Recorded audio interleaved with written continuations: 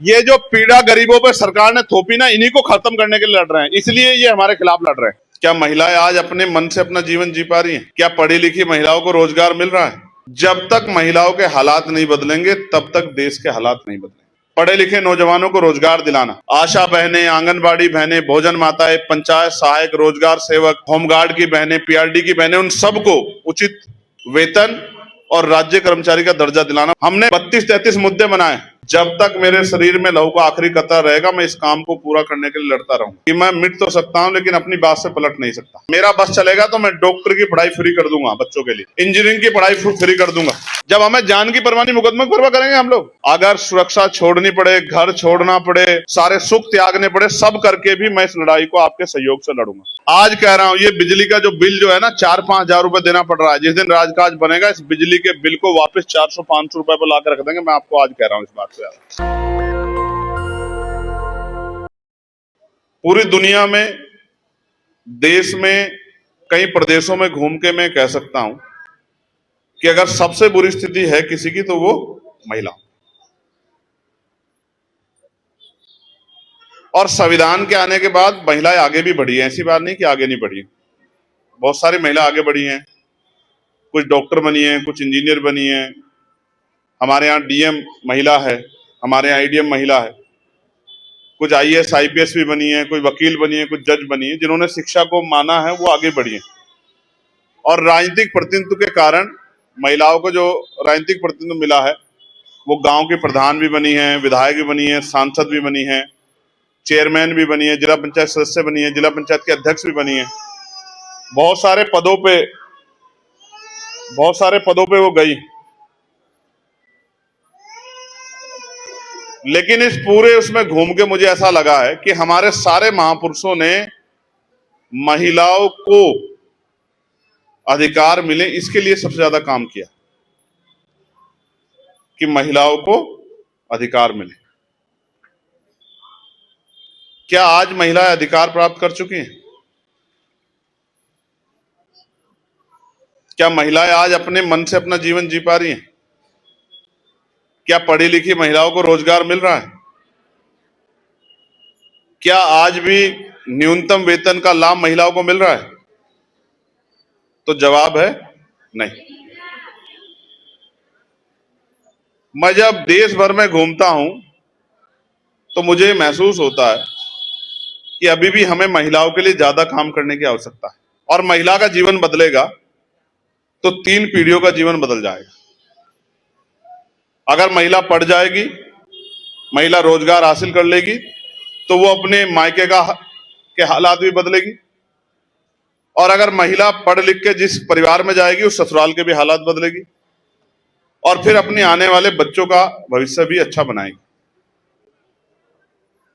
और जितने हमारे महापुरुष हैं उनको आप देखोगे, बाबा साहब अम्बेडकर हों, राष्ट्रपिता ज्योतिबा फूले हों, छत्रपति साहू जी महाराज हों, शिवाजी महाराज हों, मां सावित्रीबाई फूले हो, तमाम हमारी महापुरुषों ने, संत गाडगे जी महाराज हो, महिलाओं की शिक्षा, महिलाओं की तरक्की पे ज्यादा काम किया।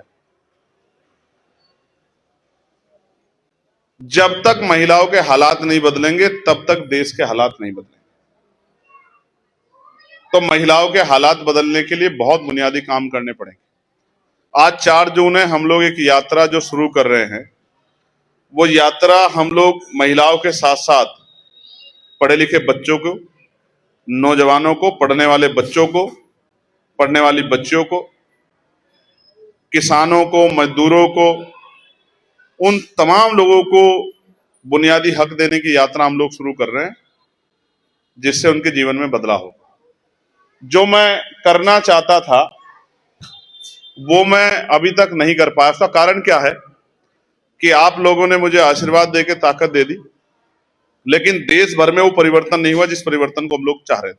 और वही सत्ता वापस लौट आई। वो सत्ता वापस लौट आई तो जो हम लोग करना चाहते थे वो अपने क्षेत्र में नहीं कर पा रहे। अभी हम पे क्या है, एक कमरे की चाबी है, घर की चाबी नहीं। उस कमरे की चाबी में हम उस कमरे का भला कर सकते हैं। कहीं सड़क नहीं, सड़क बनवा सकते हैं, कहीं लाइट नहीं लगी, लाइट लगा सकते हैं, कहीं नाली की खराबी है, नाली खराबी ठीक कर सकते हैं, बिजली की व्यवस्था है उसमें थोड़ा सा काम कर सकते हैं, लेकिन जो मुख्य काम है, जिस काम के लिए हमने आंदोलन शुरू किया, महिलाओं को घर पे रोजगार देना,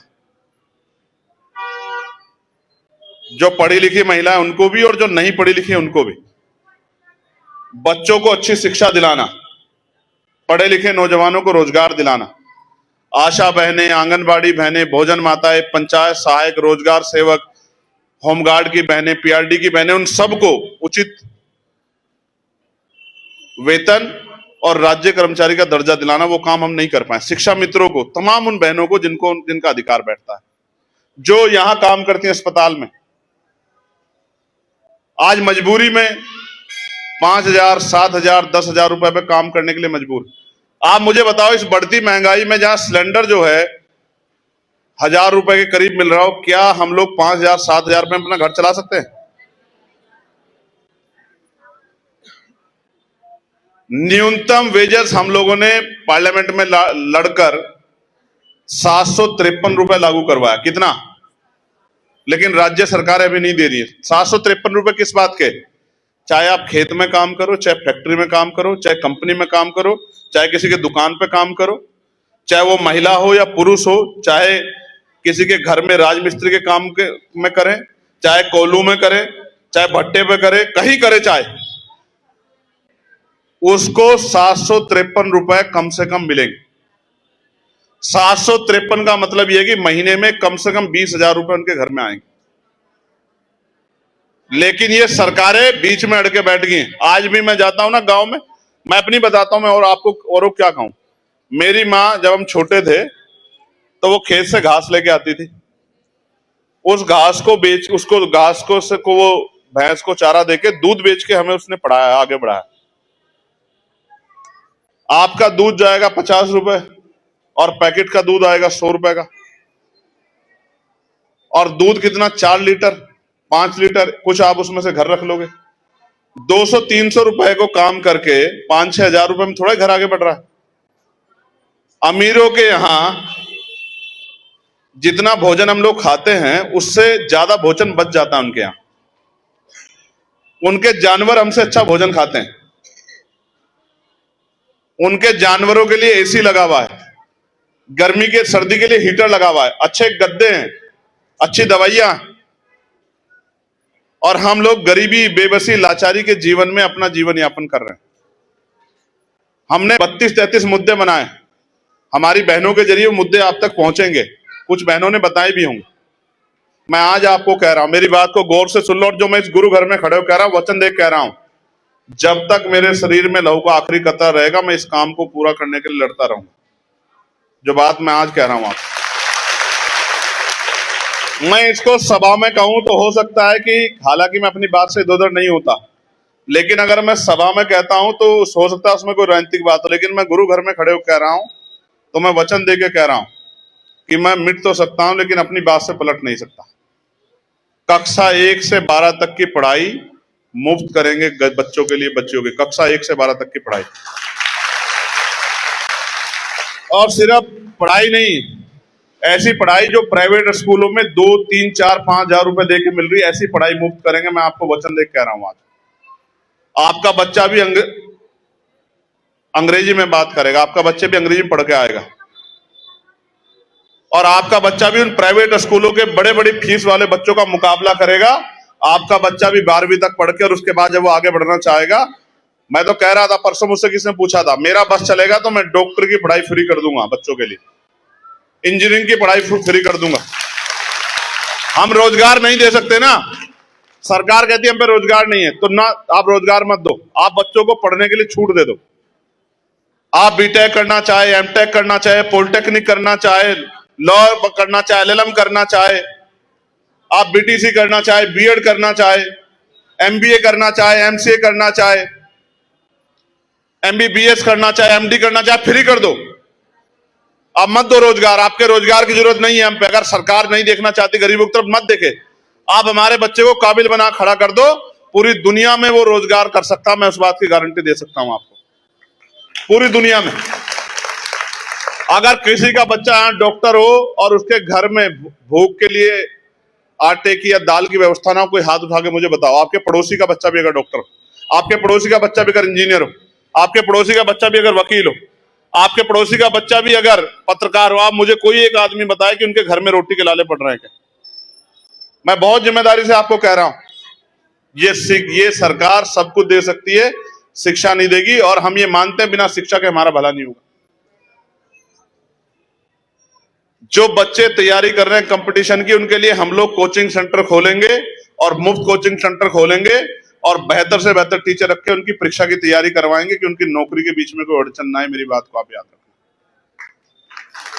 हम बड़े बड़े उद्योग धंधे लाके इस क्षेत्र में स्थापित करेंगे और हर क्षेत्र में स्थापित करेंगे, जिससे घर के पास में ही 18, 20, 25 हजार रुपए का रोजगार बेटियां कर सकें, जिससे उनको कर्ज ना लेना पड़े, जिससे उनको किसी आगे हाथ ना फैलाना पड़े, जिससे उनको किसी और तरह की परेशानी का सामना ना करना पड़े। हम चिकित्सा व्यवस्था को मजबूत करेंगे और गरीबों के हित में करेंगे। आज क्या है, बीमार हो जाएगा, अच्छे डॉक्टर को दिखाना, जान बचानी, तो कहां भागेंगे बताओ ईमानदार? सरकारी अस्पताल में, प्राइवेट अस्पताल में क्यों नहीं जाते? सरकारी में सरकारी के डॉक्टर की तनख्वाह ज्यादा है, क्यों नहीं जाते? पता है क्यों?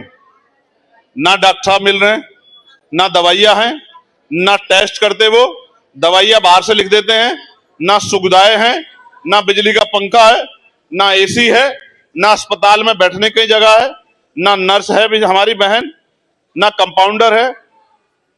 दवाइयों के जो मानक इतने घटिया क्वालिटी के हैं कि उनसे आदमी इलाज की जगह, ठीक की जगह बीमार हो जाए। ये सारी चीजें बदलनी पड़ेंगी, क्योंकि अगर ये नहीं बदली तो गरीबों को उनके बजट में इलाज नहीं मिलेगा, और इलाज नहीं मिलेगा तो पैसे की कमी के कारण लोगों की जान जाती रहे, किसी को कोई फर्क नहीं पड़ेगा। इसलिए इसको बदलना पड़ेगा। बताओ बदलना पड़ेगा नहीं पड़ेगा? बताओ। आप नहीं चाहते कि आपको आप चाहते आपको उधार लेना पड़े अपने बच्चों किसी के इलाज के लिए? मैं तो सदगुरु जी से प्रार्थना करूंगा कि आपके यहाँ कोई बीमारी ना हो, लेकिन अगर बीमार हो जाए तो किसी की जेब भी तो ना कटे ना। हम सारा पैसा लगा देते हैं परिवार के ऊपर, कैसे? इलाज में, और हमारा आदमी भी नहीं बचता और हमारा पैसा भी सब कुछ चला जाता है, हमारी जमीन भी चली जाती है, हमारे गहने भी चले जाते हैं। कब तक जेब कटती रहेगी? मैं आपको फिर कह रहा हूं, मैंने कहा आशा, आंगनबाड़ी, भोजन माता, पंचायत सहायक, जितनी बहनें हैं, जो बहनें आज 2000, 2500, 3000, आशा बहनों से पूछ लेना, 5000 में काम करती है, एक साल रुक जाओ, ताकत बनने दो, 20,000 रुपए से कम वेतन नहीं हुआ किसी का। मेरी बात को आप याद रखना। और मैंने फिर कहा न्यूनतम वेजेस लागू करा देंगे, हम एडी चोटी का जोड़ लगा लें। गर्मी से नहीं डरते हम। अभी देखो कितनी शानदार गर्मी, इसी गर्मी में हम लोग संघर्ष करेंगे। देखो मैं आज कह रहा हूं, अगर मुझे अपनी जान की या मेरे साथियों को अपनी जान की परवाह होती तो हम गर्मी में नहीं धक्के खा रहे होते। हमें अच्छी रोटी मिल रही है, लेकिन जब हमारे पड़ोस में हम देखते हैं कि हमारे परिवार को अच्छी रोटी नहीं मिल रही तो हमें तकलीफ होती है। जब हम इस बात को लड़ रहे हैं तो ये सरकारें हमारे खिलाफ लड़ रही हैं। आज क्या हो रहा है? हमारे बैनर फाड़ दिए, हमारी बसें रोक रहे हैं। आपने देखा नहीं देखा? बसें रोक रहे हैं। क्यों रोक रहे हैं? हम कोई अपराध कर रहे हैं क्या? क्या हम पहले हैं ऐसा आदमी जो कोई कार्यक्रम कर रहे हैं? आप समझो, ये इतना जुल्म कर रहे हैं। परमिशन, हमारी परमिशन की कॉपी दबा के बैठे हैं और ये हमें डरा रहे हैं। इनके मुकदमों डर रहे हैं क्या हम लोग? जब हमें जान की परवाह नहीं, मुकदमे की परवाह करेंगे हम लोग? ये लड़ाई हमारे लोगों के हक अधिकार की है। हम इसको जीवन का एक एक कतरा लगा के भी इसको लड़ाई को लड़ेंगे हम लोग। मैंने आज कहा है, अगर सुरक्षा छोड़नी पड़े, घर छोड़ना पड़े, सारे सुख त्यागने पड़े, सब करके भी मैं इस लड़ाई को आपके सहयोग से लड़ूंगा। और मैं आपसे सिर्फ और सिर्फ, आपने मुझे इज्जत दी, आपने मुझे सम्मान दिया, मेरे सर पे हाथ रखा, मुझे पैसे भी दिए, चुनाव भी लड़ाया, मेरे लिए मेहनत भी की। मेरा फर्ज बनता है कि मैं उस कर्ज को उतारूं। मैं रोज लड़ता हूं। एक बिजली के बिल का विषय आया था जो मेरे हाथ में, जो लोग पढ़े लिखे लोग जानते हैं मैं लोकसभा में क्या कर सकता हूं। आपके यहाँ प्रीपेड मीटर लग रहे थे, जबरदस्ती लग रहे थे ना?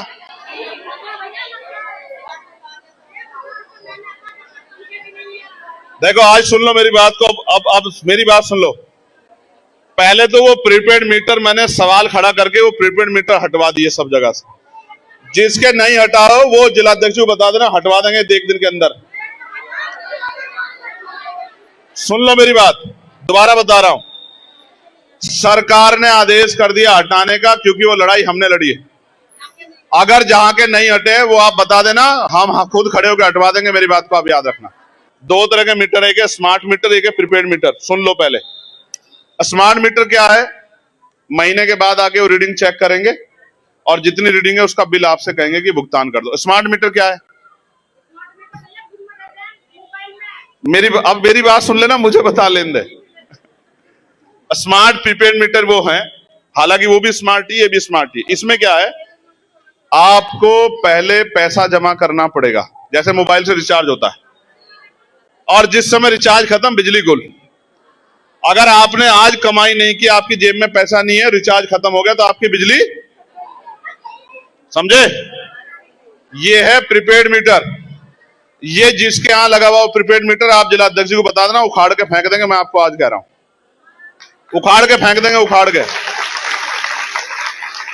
ये प्रीपेड स्मार्ट मीटर जिसके यहां लगा हो, इनको बता देना प्रशांत भाई को, मैं वचन देख कह रहा हूं, उसको उखड़वा के फेंकवा देंगे, याद रखना।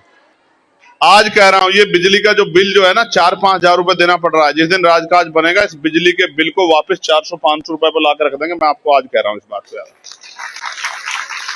आज कह रहा हूं, नोट करो, गुरु घर में खड़े हो कह रहा हूं, 300 यूनिट बिजली फ्री देंगे। उसके बाद जिसका बिल आएगा वो गरीब परिवार होगा, उसका बिजली का बिल माफ करके 400-500-600 रुपए में उसको 24 घंटे बिजली देंगे। मेरी बात को आप याद रखना, नोट कर लो इस बात को आप। ये जो पीड़ा गरीबों पर सरकार ने थोपी ना, इन्हीं को खत्म करने के लिए लड़ रहे हैं, इसलिए ये हमारे खिलाफ लड़ रहे हैं। आप समझे? ये हमारे खिलाफ लड़ रहे हैं इसलिए क्योंकि हम अपने गरीब परिवारों के आंसू पोंछने के लिए लड़ रहे हैं। और सुनो, आज ये बात मंच पे नहीं कह रहा, इनको बता दूंगा, जिनका बिल, बिजली का बिल बहुत है ना, राजगाज बनने दो, सबका बिजली का बिल माफ कर देंगे, चिंता मत करो। मेरी बात को आप नोट कर लो। आप फिर समझो, सरकार बिजली, पढ़ाई और इलाज पे कोई मुनाफा नहीं लेगी गरीब परिवारों से। दस्तक की आपसे गुजारिश है कि अगर इसको बचाना चाहते हैं तो नेशनल दस्तक को सब्सक्राइब करने के लिए रेड कलर के सब्सक्राइब बटन को दबाएं, फिर बेल आइकन की घंटी दबाएं। नेशनल दस्तक को बचाने के लिए बहुत जरूरी है कि हर खबर को शेयर करें, लाइक करें, कमेंट जरूर करें।